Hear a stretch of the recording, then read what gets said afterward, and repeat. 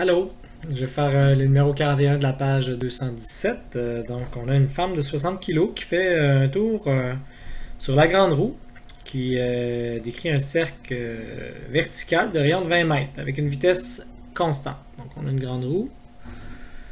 On a un rayon qui est égal à 20 mètres. On sait que la vitesse est constante. On sait que la femme elle a 60 kg. Puis dans le fond, en A, on dit quelle est la vitesse pour que son poids par an soit nul au sommet ici. Donc, on veut savoir la vitesse pour que le poids par an soit nul. Donc là, ici, je vais mettre la petite madame ici, là, comme si elle était dans un ascenseur. Qu'est-ce qui va faire son poids par an? Rappelez-vous, c'est la normale.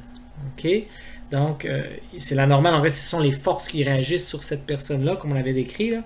Donc, en l'occurrence, ici, il n'y a pas de frottement, puisque ça tourne. Il n'y aura pas vraiment de frottement avec cette vitesse constante-là. Il va y avoir seulement la composante de la normale. Si on regarde les forces que sur elle, ici, il y a le poids et il y a la normale.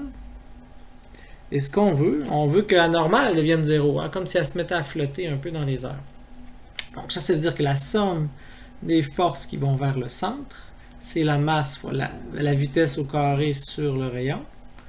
Donc là, ici, la seule force qui va me rester, normalement, ça serait vers le centre, ça serait P moyenne, mais N, on veut que ça devienne 0. Ça va être mv carré sur R. Donc, automatiquement, je vais avoir mg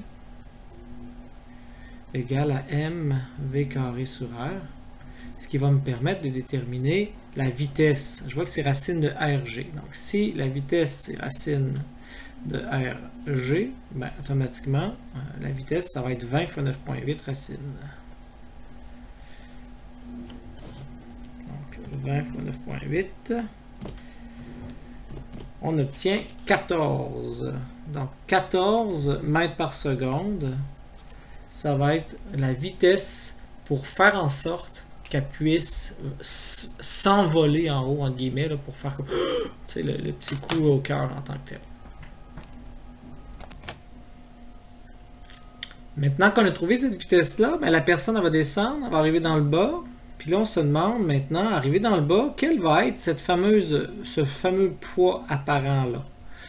Donc, que devient, si la vitesse reste constante, si la vitesse est toujours la même, quel devient son poids apparent? Donc, quand je regarde ici en bas, j'ai toujours une normale, j'ai toujours un poids, mais cette fois-ci, attention, pour la personne, quand on est dans le bas, hein, l'axe de rotation était ici, donc, on s'en va dans cette direction-là vers le centre. C'est toujours la somme des forces, la masse, la vitesse au carré sur R. Mais les forces qui vont vers le centre, cette fois-ci, c'est normal moins poids. Donc, c'est normal moins poids est égal à mv carré sur R. On cherche ce poids apparent-là, donc je cherche la normale. Donc, je vais l'isoler, je vais aller de l'autre bord. Donc, ma normale va être égale à mv carré sur R plus mg. Donc, c'est le poids plus la composante. Donc, on peut tout simplement faire ça. Je pourrais mettre m en évidence ici. Donc, ça me ferait mv carré sur R plus rg. Donc, c'est ce que je vais réécrire. M, 70 kg. V carré, 14 sur R, 20. Plus 9,8. Donc, ça ferait 14 au carré. Divisé par 20. Ça donne 9,8. Plus 9,8, 19,6.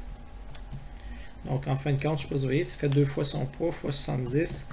On arrive à 1372 newtons, ou si vous aimez mieux, 2 fois son propre poids. Hein, tout simplement, parce qu'on voit que c'est 2 fois 9,8 qu'on va obtenir en tant que tel. Donc, c'était le numéro 41.